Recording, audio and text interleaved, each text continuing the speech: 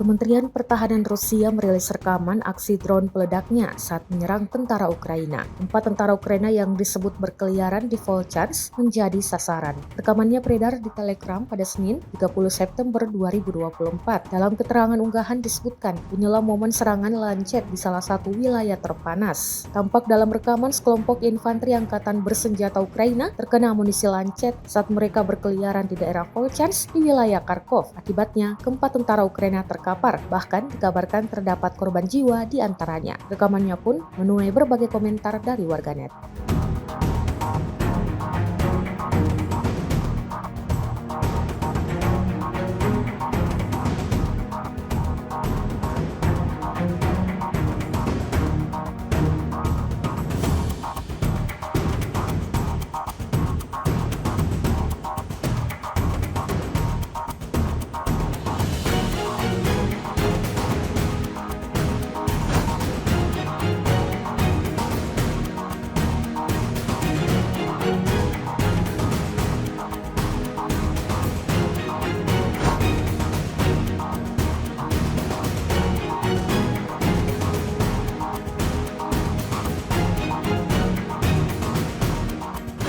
Download Tribun X sekarang, menghadirkan lokal menjadi Indonesia.